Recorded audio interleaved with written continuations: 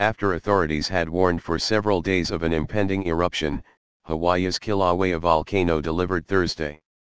White clouds of steam and volcanic gases rose high in the sky above the southeastern part of Hawaii Island. A river of destructive lava flowing underground was released around 4:30 p.m. local time into a residential subdivision, prompting people in the area to pack their belongings and abandon their homes, witnesses told the Washington Post. Shortly after 5 p.m., spatter began erupting, according to the U.S. Geological Survey. On some streets the bright red-orange lava could be seen spurting out of cracks in the ground. The deafening sound of grinding rocks filled the air and white, hot vapor and blue fume emanated from the cracking, USGS reported. It sounded like there were rocks in a dryer that were being tumbled around, said Jeremiah Osuna, who lives near Leilani Estates, one of two subdivisions evacuated. You could hear the power of it pushing out of the ground. As the lava began to spread, the mandatory evacuation zone widened to all residents, several hundred to 1,000, living in Leilani Estates and Lani Puna Gardens, according to an alert from the Hawaii County Civil Defense Agency.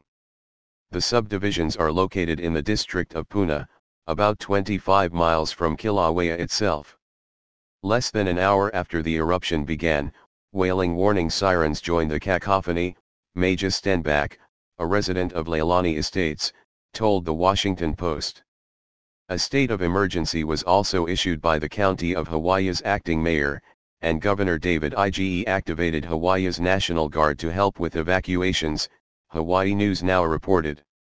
As dramatic as the sights and sounds were, the eruption and lava flow pose little threat to people's lives, thanks to a monitoring and alert system in place for years. It's been handled very well, Stenbach said. Civil defense has been saying they can't predict it, but there's a good possibility, so they made everybody very aware that this could happen. You know, pack a bag and be ready to leave. The eruption came hours after a 5.0 magnitude earthquake jolted the Big Island Thursday morning. Since Monday, the area has been rattled by at least 600 smaller quakes generated by magma flow from Kilauea, Janet Babb, a geologist with the Hawaiian Volcanoes Observatory, told the Washington Post. Kilauea is the youngest and most active volcano on the island, according to USGS. Earthquakes were happening every 10 minutes it seems like. That was kind of unsettling, Osuna told the Washington Post, adding that it was nerve-wracking not knowing exactly where the eruption would occur. An ash cloud rises above Kilauea volcano after it erupted, on Hawaii's Big Island on May 3 in this photo obtained from social media. Janice Way via Reuters, the event has been building for several days, Babb said, and the tremors were a sign that magma could break through the surface at any time. Thursday's strong earthquake, which struck at about 10:30 a.m. local time, caused rock falls and possibly additional collapse into the Puuoo crater on Kilauea, and sent a large plume of ash into the air, the USGS reported.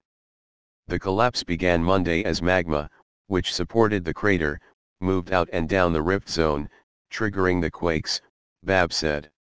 Eruption was possible, and that's now what has happened, she said. Magma has made its way to the surface and eruption has commenced.